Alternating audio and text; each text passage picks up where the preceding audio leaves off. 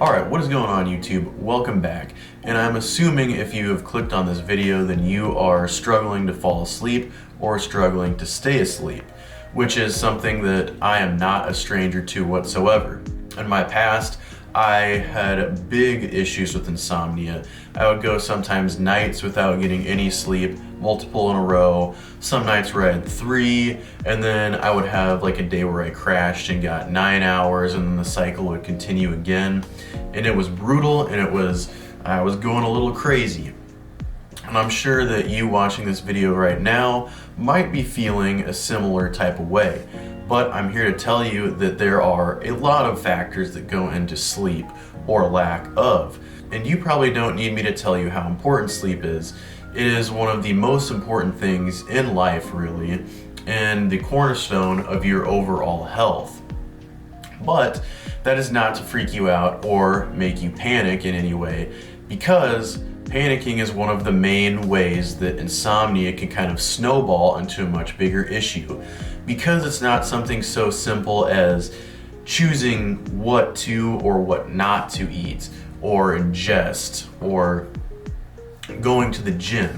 You choose to go to the gym, but everybody needs to sleep, and it's not something that you can manually do, like you can manually lift some weight or you can manually eat food. Sleep has to be an automatic process. So if you get too in your own head about it and really start to stress out, it'll snowball into its own effect, and the whole concept of relaxing will be taken away from sleep, and you will start to sabotage your own sleep subconsciously by stressing out about it now. So first off, just relax, try to distance yourself from the problem, and if you are struggling to fall asleep or stay asleep, don't sit around in bed and wait to fall asleep. Get out, move around a little bit, maybe to a chair or to a couch, just another relaxing place, but don't toss and turn around in bed all night. All that will do is make your mind associate the bed with wakefulness and an inability to fall asleep. You absolutely don't want that. Just get out. You can read a book, you can meditate, and I use meditate very generally here. Just be alone with your thoughts, relax. You could put on some TV.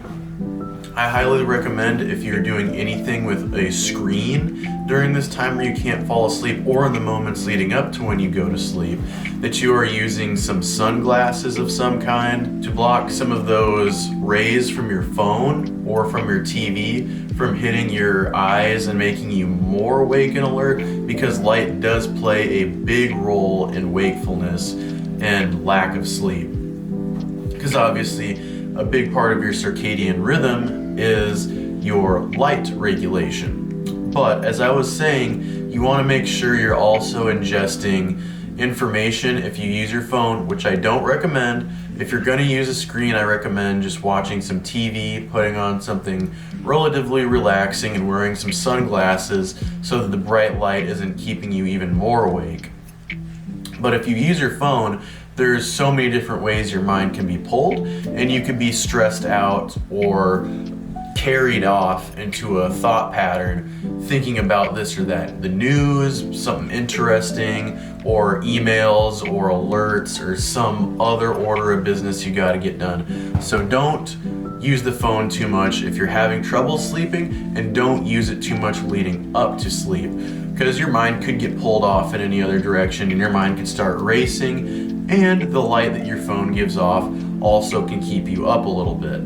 So stay positive. You want your mind to associate sleep with something easy and natural and stress-free. Don't worry about it too much if you get less sleep one night, and I know that's hard, and then don't toss and turn in bed. Relax somewhere, try again in 20 minutes. Don't spend more than 20 minutes of time tossing and turning in bed if you have a hard time going to sleep. Get up, go 20 minutes on the couch or in a chair or some kind, maybe like a rocking chair, and then come back, try again. If 20 minutes go by, go back to your 20 minutes somewhere else watching TV, reading, or relaxing. Kind of like a 20 minutes on, 20 minutes off. It's still a restful night, not as it should be. I wouldn't lie to you. It's not ideal. It's not the perfect scenario, but it's better than tossing and turning all night and letting your mind spiral out of control. At least you have something controllable to keep your mind on if you are watching TV or reading something. And it would be more restful than if you went off and tried to get started on your next day or something like that. Speaking of your room condition, you are going to want to keep your room relatively cold and extremely dark as can possibly be during the nighttime. You want no light of any kind to get in, and if you have a bathroom that is outside of your room, you want the area leading to your bathroom pretty dark. You don't want to use bathroom lights. If you have a little night light that you can put in your bathroom, great. If not, using your phone light and pointing it at the ground at all times could also be a much better way to light your path than turning a light on in the bathroom.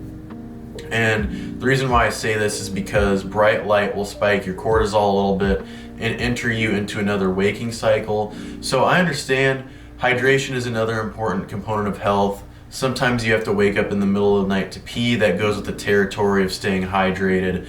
So just make sure when you wake up to pee, you are getting as little light as possible and you're making your way back to your bed. And inversely, during the daytime, I like to have the windows in my room open. And this is actually the latest addition to my sleep habits that I picked up upon. So in the current day, we have a lot of artificial lighting, and you're dealing with offices, closed windows, artificial, sometimes fluorescent lighting. And the trouble with this is your brain has a harder time distinguishing when it's night and day when you're getting artificial lighting. But when you have the sun, it's like an automatic cycle that constantly is letting you know what time of day it is, and it works hand in hand with your circadian rhythm. So the sun's out, it's rising in the early parts of the day, so are you. It's peaking, so are you. Then it starts to go down, and so should you. But if you have artificial lighting all day long, that's one more cue that your body is missing out on in regards to your sleep schedule. So if you can manage it, try to keep windows open during the day and use as much natural lighting as possible, getting some sunlight. And then towards the end of the day, just make sure that you're ingesting less bright lights, and during the night, absolutely no lights, unless you need very minimal lighting to find your way to the bathroom and back. Speaking of lighting, there are a few things you can do in the morning to set your circadian rhythm. And these are things that I learned from Andrew Huberman and Matt Walker. And these little tips are cold exposure in the morning, sun exposure in the morning, and exercise in the morning. Ideally, you would be getting 2 out of 3 of those things. Let me explain. So your circadian rhythm is also influenced by different things in your body like cortisol and dopamine. So getting some cold exposure in the morning, like a cold shower, however brief it is, because different people handle cold differently, that can help you set a pattern, help your body wake up. Obviously that cold is going to jumpstart you and give you some energy, and it also kind of sets your circadian rhythm so that you're up and you have that pattern throughout the rest of the day. Sunlight does the same thing. That bright light, cortisol, wakes your mind up, gets you ready for the new day. And this is really brief stuff, like cold shower that could take 30 seconds even, a little bit of sunlight, just a couple minutes out there, looking at the sunlight, ingesting that. That also helps. And exercise, as long as it's not too intense and leaving you exhausted for the rest of the day, that gets your body going, gets the blood flowing, and also spikes your dopamine and cortisol a little bit too. So that early morning dopamine, natural dopamine, and natural, kind of non-harmful cortisol, because your body does need some cortisol to regulate your circadian rhythm. You just don't want chronic cortisol that comes from emotional stress. That's the bad stuff. This is good stuff. Some sunlight and some exercise. So just pick 2 out of the 3 of those, and that'll really help set your circadian rhythm so that you can fall asleep at a decent time too. And so that is how you would want to start your day, and that'll greatly help your sleep schedule. Obviously, another tip is that you don't want to have too much caffeine late in the day. I try to cut it off around noon or lunchtime entirely. Well, I actually try to cut it off around 11 a.m., but for most people, just a lunchtime, nothing after that will suffice. And the reason for that is because caffeine has a half-life. It will affect your sleep. Just like bright light late in the day will affect your sleep. You might be able to fall asleep, but your circadian rhythm is still damaged, so you could wake up early and not be able to fall back asleep because your rhythm is thrown completely off. Bright lights and caffeine can do that, and cortisol can do that too.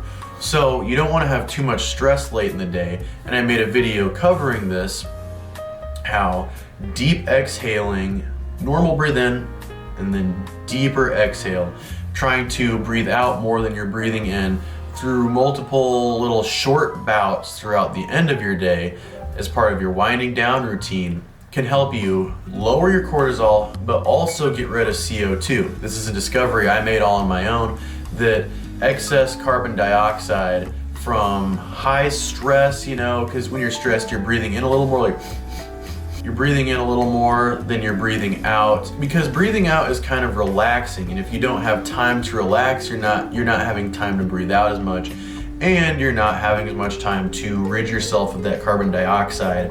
And if you're exercising a lot, sometimes you're clinging on to more air, and so you just need time to release that carbon dioxide, because like cortisol, excess carbon dioxide in the bloodstream can also affect sleep. So just get some more heavy exhales, some breath work, mindful breathing, maybe some meditation towards the end of the day. It doesn't have to be long. It could just be a little bit here and there leading up to your bedtime. And in addition to getting rid of this excess cortisol in the bloodstream and carbon dioxide, it's also a relaxing practice. It slows down the heart rate, and heart rate is also important. You don't want anything that'll elevate your heart rate late in the day. Remember that, that's very important. Low heart rate is very good for sleep. High heart rate, that's gonna keep you from falling asleep. In that same regard of heart rate, you also don't wanna be eating too late. Now, if you eat too late, it's another thing where you might be able to fall asleep easily, but your body will wake up a little bit earlier and maybe you have a hard time falling back asleep. And it's because of how your stomach digests stuff and blood sugars being digested and hitting the bloodstream later. But the bottom line is you want to give yourself at least 3 or 4 hours in between your last meal and when you go to bed. Now, some people's schedules don't permit this, so it's not the end of the world.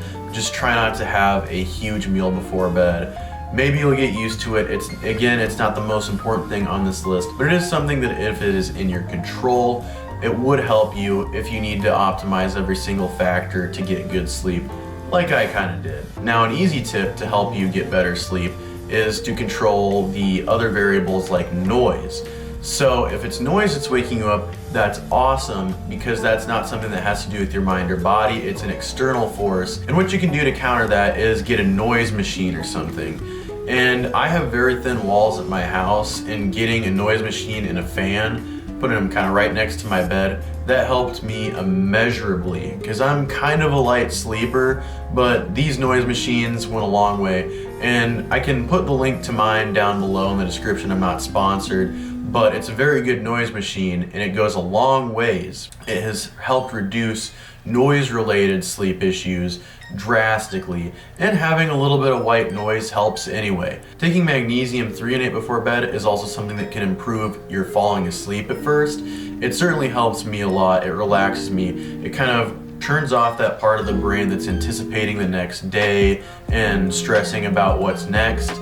It just really relaxes you and helps you wind down, almost like melatonin, which, speaking of, a lot of people abuse melatonin, and that is another thing that can be problematic. You want to have low dose melatonin if you're taking it all, and you want to use it to instantly wind down, kind of strategically. You don't want to use melatonin every night. You don't want to rely on it, because sometimes you can get used to it, but it's also not the best for your body to be having all the time. So what I like to tell people is use melatonin as an enforcer, not a regulator.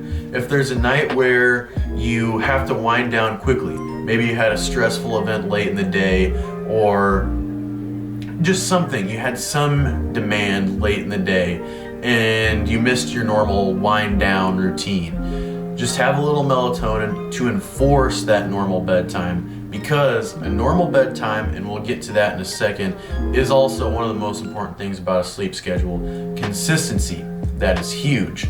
So using melatonin as an enforcer to fall asleep at the regular time you would be on any other night when you're wide awake and you miss that kind of window of winding down, use melatonin, a lower dose ideally, to fall asleep when you ought to be versus tossing and turning and falling asleep later in the night. Just use it to fall asleep quicker some nights, not every night. That's important. Just try to get in a routine without using it so that it can be a weapon for you when you actually need it. All right, so we only have a couple tips left. One of them being a consistent sleep schedule, as mentioned earlier. Your body needs consistency. The whole point of a circadian rhythm is that it is a rhythm. You have a building phase and a winding down phase, and then you have your sleep phase, which carries you back in and gets you ready for the next day. Now, everybody's sleep needs are different. Some people really only need 6 hours of sleep, while others can and should get 8 or 9.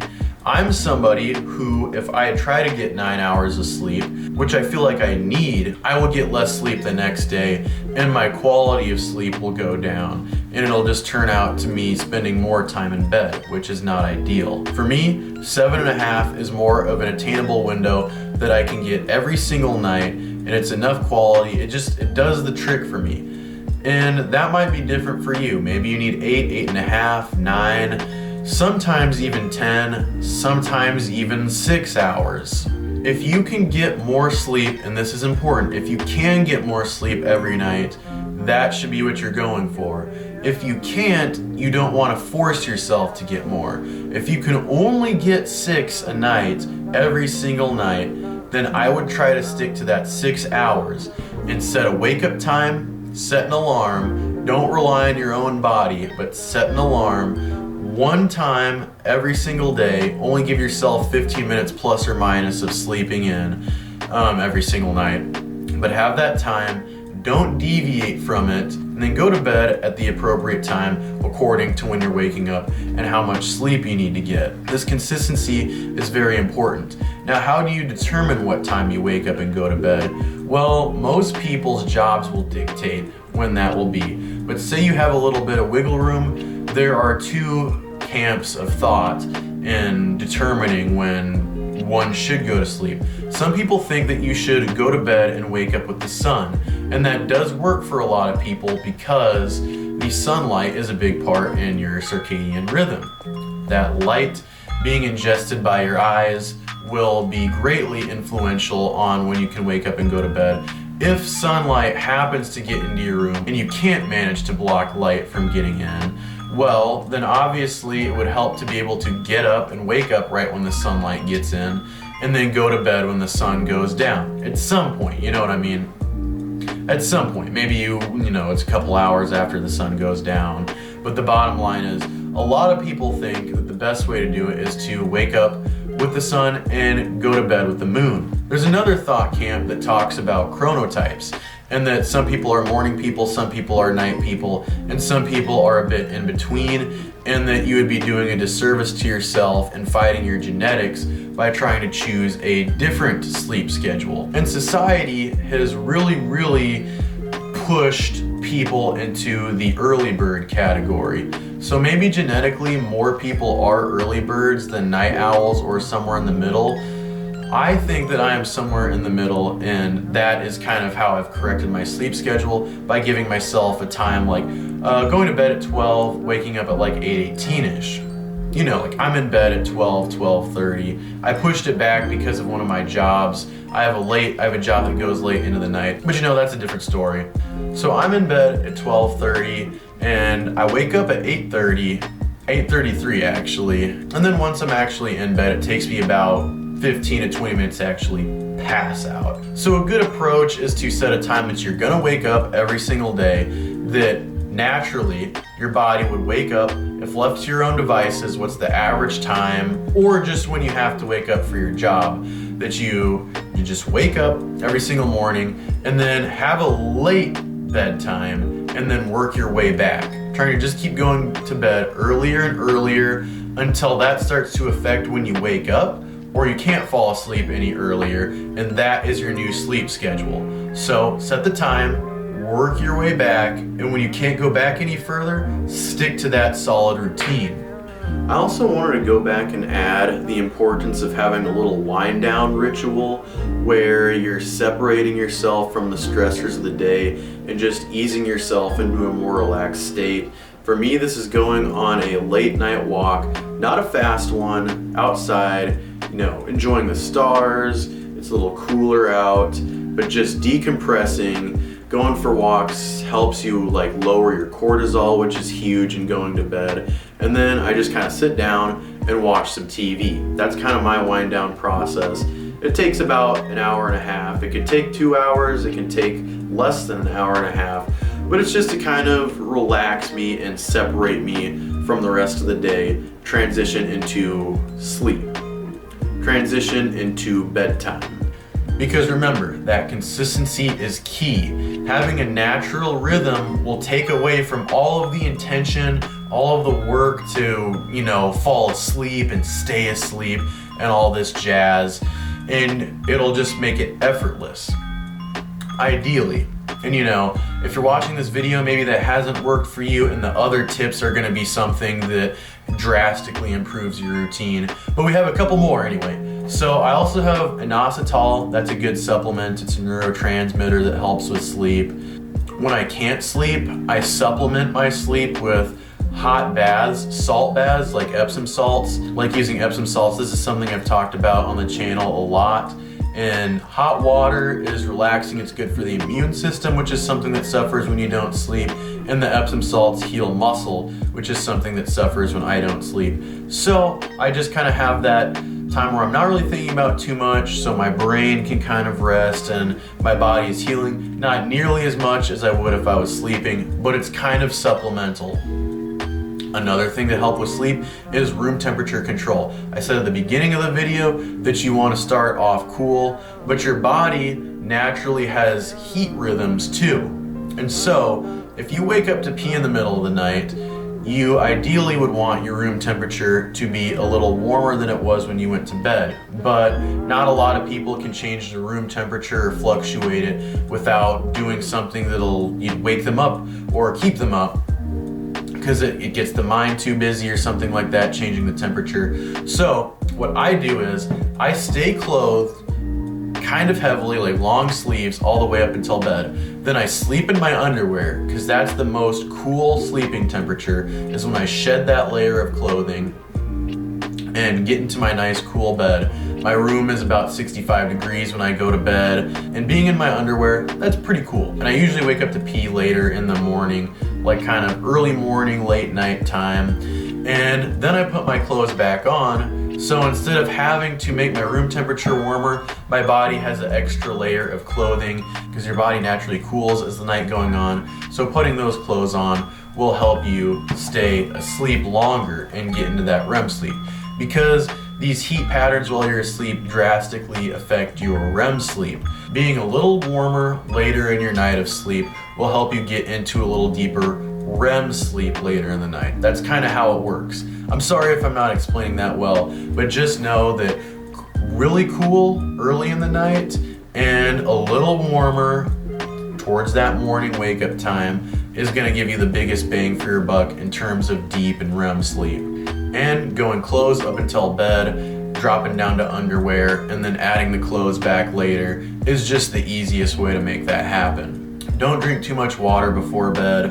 Don't drink a lot of alcohol late in the day frequently. I get socially you have to sometimes, but a lot of alcohol or even moderate amounts are gonna make you pee more, because alcohol is kind of a diuretic, so that'll wake you up in the middle of the night. Alcohol also affects your REM sleep, which will affect your body's natural sleep pattern. So it's just not ideal, and a lot of drinking events have to do with being up later in the night, which also affects your sleep schedule. Sleeping in affects your sleep schedule, so being out late and trying to sleep late is gonna mess up that natural rhythm. And I get it, I drink a good amount, and these social events are important in life, but just try to make sure you're respecting the balance, not doing it too often, and not sleeping in too late, because you don't want to throw off that natural rhythm. Again, don't do anything stressful late in the day, and yeah, just take care of yourself. And if you can't sleep, don't do anything too crazy or too stimulating in that time when you're not sleeping, because you don't want to enforce bad behavior. Anyway, I think I covered everything. If I forgot anything, I'll make a follow-up.